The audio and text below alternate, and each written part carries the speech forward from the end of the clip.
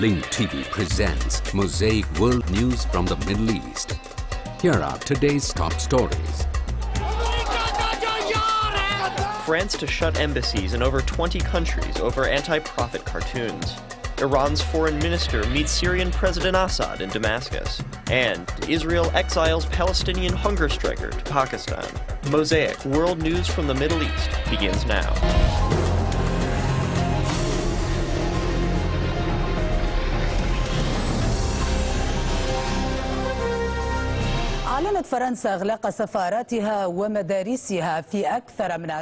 France announced that it will shut down its embassies and schools in over 20 countries next Friday, fearing violent reactions against them after a satirical French newspaper published caricatures of Prophet Muhammad, peace and prayers be upon him. The French foreign minister announced that there would be special security precautions in case of any problems. As for the Interior Minister, he regarded the publication of the caricatures as falling into the category of freedom of expression, which is a matter guaranteed by law. France also banned a demonstration that had been planned for next Saturday in Paris to protest the film that insults Islam.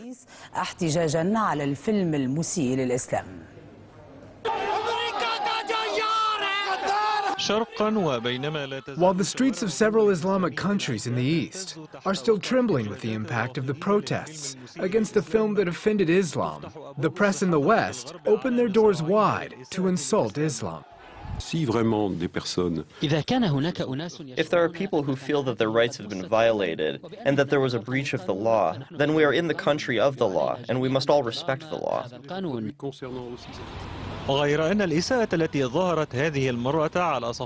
However, the insults that appeared this time on the pages of a French magazine didn't differ much from the insults in the film. The caricatures were considered just as insulting to Islam. However, the magazine staff and French officials found an excuse for themselves under the banner of freedom of speech and expression.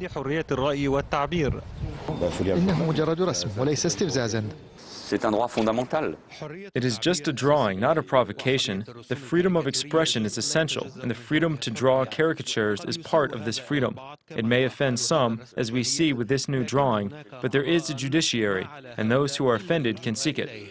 The Muslim community in France feels very disappointed, which translated into harsh statements to their representatives.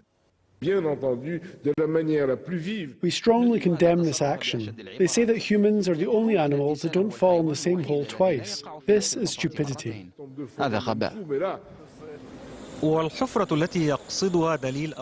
hole that Dalil Abu Bakr refers to is what happened to the same magazine in 2005, when it was subjected to an attack, the effects of which are still visible on the building. It was for the same reason, after the magazine republished offensive drawings from a Danish newspaper. But the biggest consequence of what the magazine published remains the Interior Minister's decision to take special security precautions to protect French embassies all over the world. The decision included the embassies in all countries where problems could occur, according to the ministry. The French Foreign Ministry announced the closure of its diplomatic missions and schools in over 20 countries next Friday, fearing reactions that may be violent.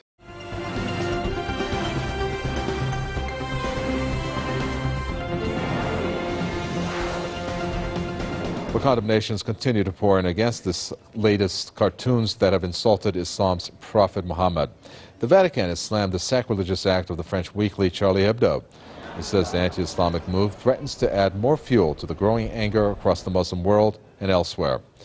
Egypt's top religious seminary, Al-Azhar, has also censored the publication of the caricatures, calling it offensive to Islam and its holy prophet. Tunisia's ruling Ennahda party says Muslims have the right to protest against the publication of the insulting cartoons. The Arab League has also urged people to demonstrate against the caricatures in a peaceful manner. Angry protests are underway for the 9th consecutive day over this blasphemous movie that insults Islam and the Prophet Muhammad.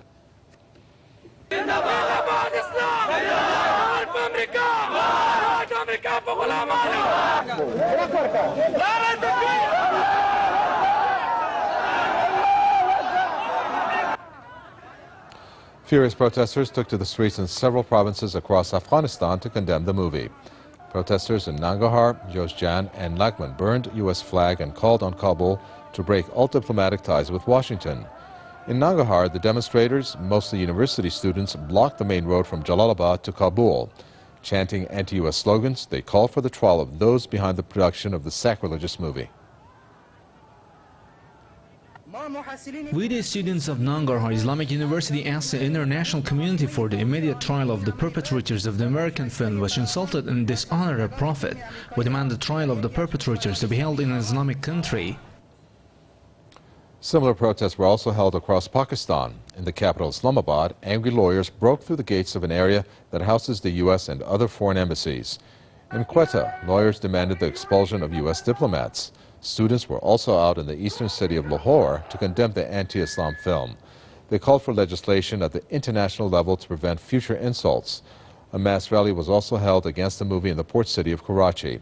The Pakistani government has declared Friday a public holiday after the ruling party called for a general strike and peaceful protests against the blasphemous movie. The government plans to summon the U.S. envoy.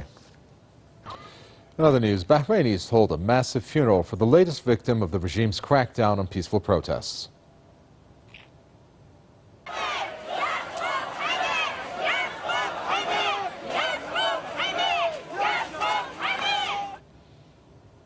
The funeral for 59-year-old Haj Hassan Abdullah was held in the town of Sitra. He died when Saudi-backed regime forces fired tear gas at his home. The protesters chanted slogans calling for the downfall of the ruling Al-Khalifa regime. Scores have been killed and many others arrested by regime forces since a revolution erupted in the Persian Gulf Kingdom last year. EU Foreign Policy Chief and Secretary of Iran's Supreme National Security Council have positive comments about their talks in Istanbul.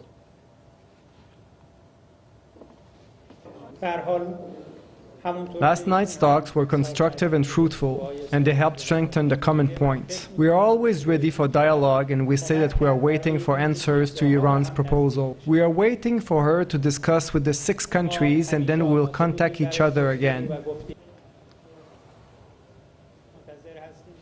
Jelly also reiterated that conditions are set for the next round of talks to be announced at a later time. Spokesperson for Catherine Ashton, Michael Mann, also said the meeting was useful and constructive. During his presser, Saeed Jalili went on to touch on the Syrian crisis, in which he warned some powers not to use the element of terror to stir conflict in the region. Dr. Jalili once again called for a Syrian solution to the Syrian crisis. He said there is no room for military intervention in Syria.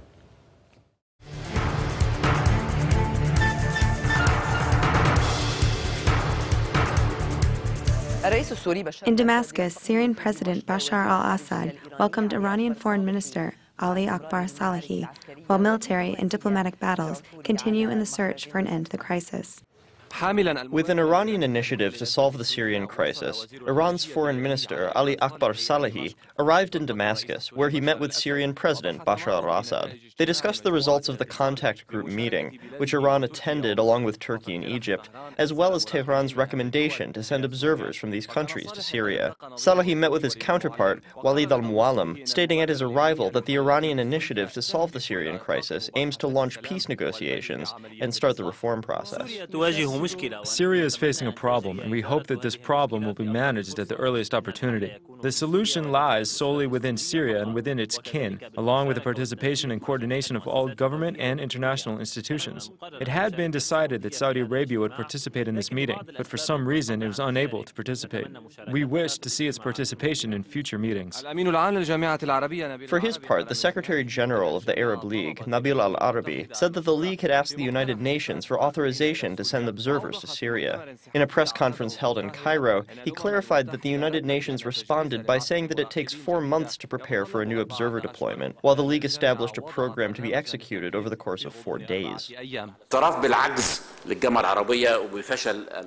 The Arab League is ineffective and the international community has failed. This is the reality. According to its charter, the Arab League is not even authorized to use any force except to defend a country against an attack by another country.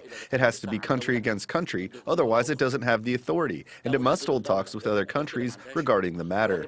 There were some recommendations to deploy peacekeeping forces.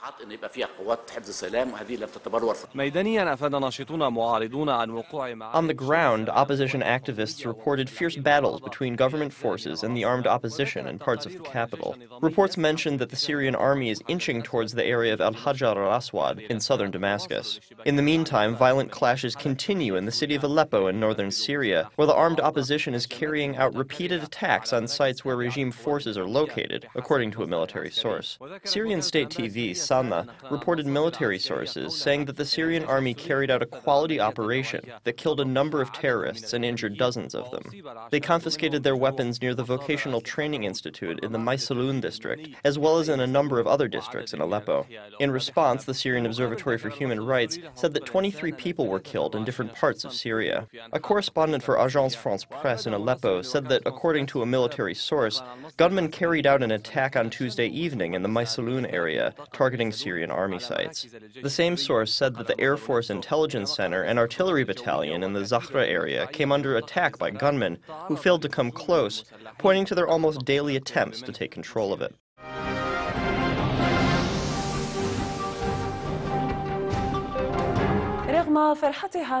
Despite their happiness for their son's release, the happiness of Al-Bark's family is not absolute. The decision to release him is tied to his exile to Pakistan.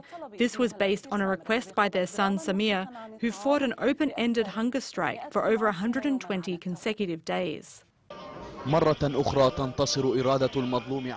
again, the will of the oppressed prevails over the oppressor's shackles. Samer al-Bark forced the occupation authorities to release him after a long period of suffering in an empty-stomach battle, which he fought in solitary confinement for 115 days.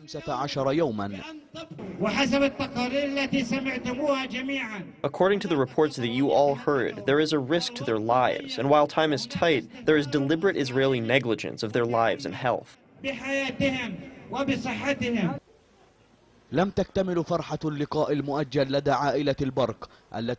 Al-Bark's family is not completely happy for the delayed meeting. They have eagerly waited to see their son, who was held by the occupation without being charged for over a year and a half. This follows the decision to exile him at his request to Pakistan, where his wife and children live.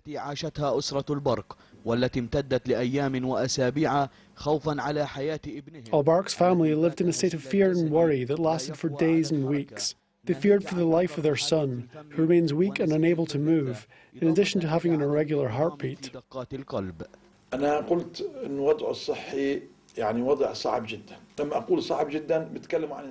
I said before that his health is very problematic, as in he has ulcers in his mouth, gum bleeding, an irregular heartbeat, kidney problems, a low red blood cell count, and problems with his stomach. He is unable to move. He is unable to even sit and drink water. The occupation's government adheres to its administrative detention policy against the prisoners under the pretext of protecting intelligence sources for its so-called Israeli Shabak security service in case the international community, which preaches democracy, wakes up. So the policy remains a bargaining chip with which the occupation allows itself to violate the law. Khalid Motawiya, Palestine TV. During its meeting in Ramallah, the Ministerial Council, presided over by Prime Minister Salam Fayyad, confirmed the continuation of efforts by the government to overcome the financial crisis. The Council asserted that the Ministry of Economy is intensifying its efforts to adjust and regulate the internal market and prevent exploitation and the unjustifiable price hikes for basic supplies, as well as hold violators accountable.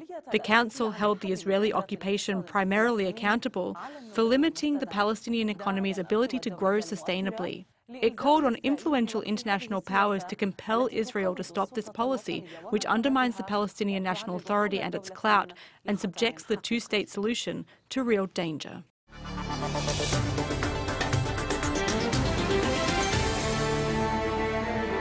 أكد صالح رأفت عضو اللجنة التنفيذية لمنظمة التحرير الفلسطينية Saleh Rafat, member of the Executive Committee of the Palestinian Liberation Organization, confirmed that Palestinian President Mahmoud Abbas sent a message to Egyptian President Mohamed Morsi in which he objected to the Egyptian authorities receiving Ismail Haniyeh as a government leader. Rafat added that Abbas intends to meet with Morsi soon to discuss this matter with him because the Palestinian Authority fears that Egypt is unintentionally sending the message that it recognizes Hamas as an official authority a matter that has intensified the Palestinian division and isolated the West Bank from the Gaza Strip. The spokesperson for the Hamas movement, Sami Abu Zuhri, accused the West Bank security agencies of carrying out a broad campaign of arrests among the ranks of the supporters and leadership of his movement. The number of arrests exceeded 100 between last night and this morning. Abu Zuhri regarded these arrests as a failed attempt to shatter the efforts of reconciliation, according to his statement. There is a broad and ongoing arrest campaign against the leadership ranks and supporters of the Hamas movement in the occupied West Bank. The arrests in this campaign exceed 100 as of this moment.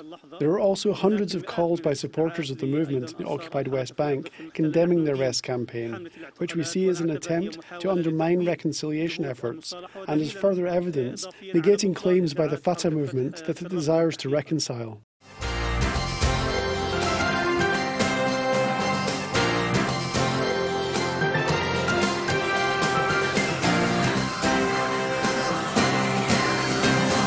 The Israeli army today conducted its largest surprise military exercise in years. Tens of thousands of soldiers reportedly took part in the maneuvers that included artillery fire and aircraft. A military spokesman called the drill in northern and central Israel routine, but other officials said the exercise is unique in terms of the number of soldiers and senior officers involved.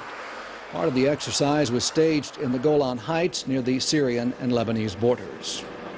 The Palestinian Authority has reacted angrily to statements by U.S. Republican presidential candidate Mitt Romney, who claimed that Palestinians have no interest in making peace and they remain committed to Israel's destruction.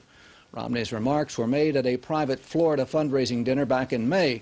PA officials branded his comments as dangerous and unacceptable. Which is the Iranians who want to bring missiles and armament into the West Bank and potentially threaten Israel. So Israel, of course, would have to say, that can't happen. We've got to keep the Iranians from bringing weaponry into the West Bank. Well, that means that who? The Israelis are going to patrol the border between Jordan, Syria, and this new Palestinian nation? Well, the Palestinians would say, no way. We're an independent country. You can't guard our border with other Arab nations. And then how about the airport? How about flying into this Palestinian nation? Are we going to allow military aircraft to come in? And weaponry to come in? And if not, who's going to keep it from coming in? Well, the Israelis. Well, the Palestinians are going to say we're not an independent nation if Israel is able to come in and tell us what can land at our airport. These are problems that are very hard to solve. All right?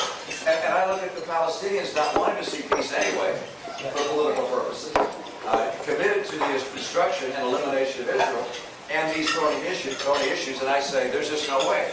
And so what you do is you say you move things along the best way you can, you hope for some degree of stability, but you recognize this is going to remain an unsolved problem. We live with that in China and Taiwan. All right, we have a potentially volatile situation, but we sort of live with it. And we kick the ball down the field and hope that ultimately somehow something will happen and resolve it. We don't go to war to try and resolve it imminently. Anyone who would conclude that Palestinians are not interested in peace is simply saying that Palestinians are not interested in their freedom and their independence. And that's absolutely unacceptable. Palestinians want peace, and I hope that Mr. Romney's will weigh the consequences of his statements, not on his election campaign and votes here and there, but also in the region as a whole, in the American interest as a whole, in our interest as a whole. The Assad regime has plans in place to conduct a chemical weapons assault on the rebels that it has been battling for the past 18 months. This according to a top Syrian general who defected to the West. In an interview with the Times of London, Major General Adnan Selilu, who was head of the Syrian weapons program, claims that the Assad regime also made plans to transfer missiles with chemical warheads to Hezbollah to be used in an attack on Israel.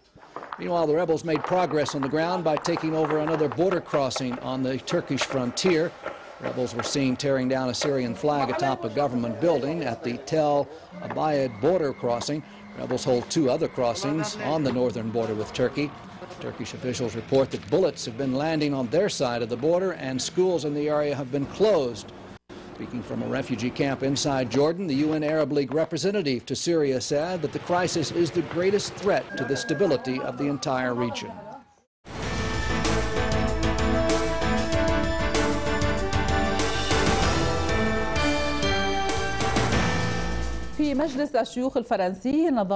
At the French Senate, the Paris Academy of Geopolitics organized an international conference on human rights in Saudi Arabia. The conference addressed human rights violations in the kingdom, which has become a matter of debate on the global level. The Senate in Paris is engaged in an international conference for human rights in the Kingdom of Saudi Arabia. News outlets were banned from recording or taping the conference after the Saudi regime pressured the Senate, a matter that sparked sharp criticism from those following the meeting.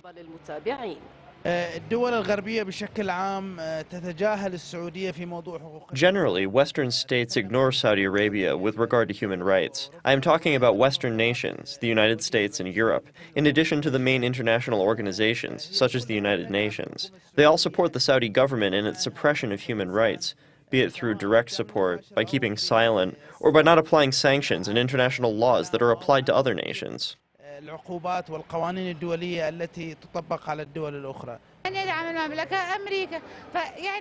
We are not the problem. The problem stems from those who support these human rights.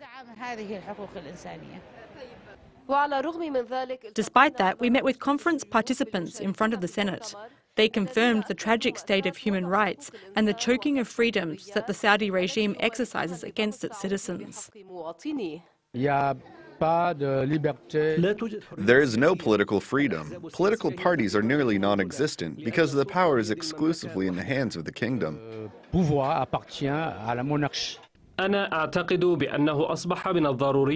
believe that it has become important for a revolution to take place in the Saudi kingdom, which is considered a tool created by the United States in the Middle East. It's not a nation with historic legitimacy. From this perspective, I invite the Saudis to stand in the face of the ruling family, because it bears no legitimacy. Conference attendees see Saudi Arabia as taking first place in the suppression of women's rights, according to the latest statistics. The text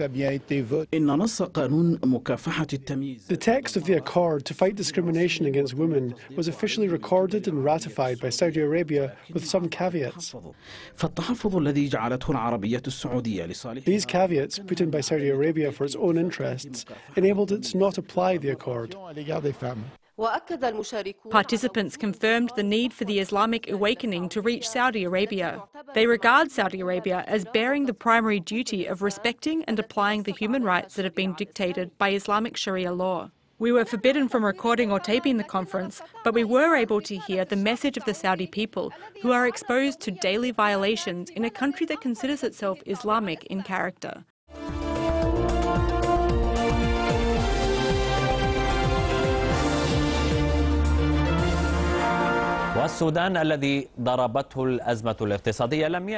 Sudanese citizens cannot find a way out of their country, which is stricken by an economic crisis, except for emigration, legally or illegally, in search of new sources of income.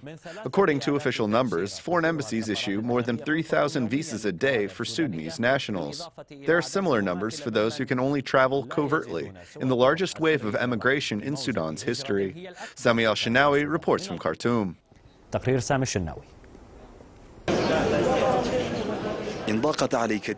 If your homeland cannot accommodate you, there are thousands of others that can. This slogan describes the state of thousands of Sudanese who decided to immigrate to countries they do not know much about. These unusual circumstances forced doctors, engineers, lawyers, even those who have skilled jobs to emigrate after the land of the two Niles was unable to provide for them.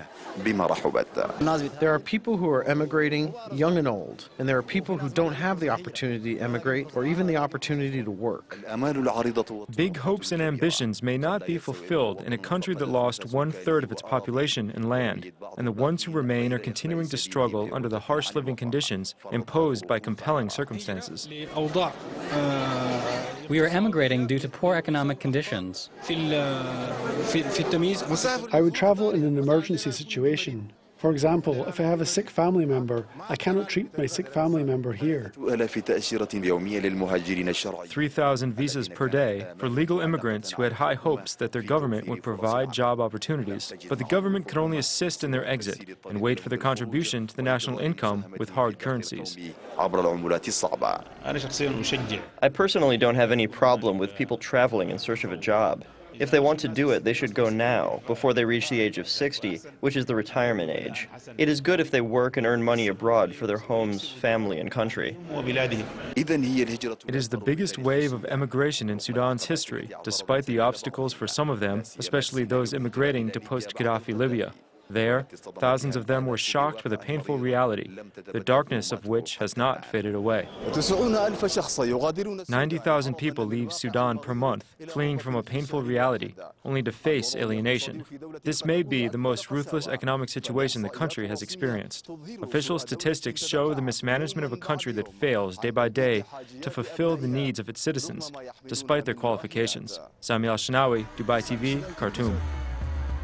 The views expressed on Mosaic are from contributing broadcasters, not Link TV or its sponsors. The production of Mosaic is made possible by grants from the John D. and Catherine T. MacArthur Foundation, the Wincoat Foundation, the Firedoll Foundation, and by support of viewers like you. Thank you. Watch Mosaic World News online. Stay up to date with breaking news, read our blog, get transcripts of past shows, and more at linktv.org/mosaic.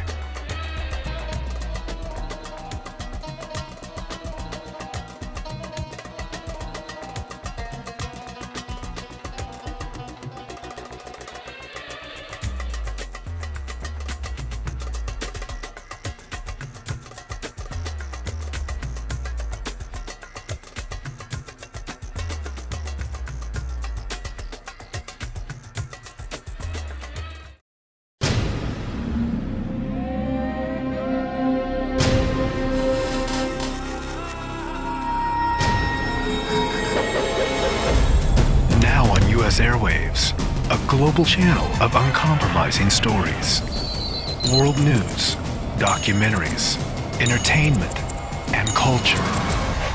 Link TV, connecting you to the world. For more information, visit linktv.org.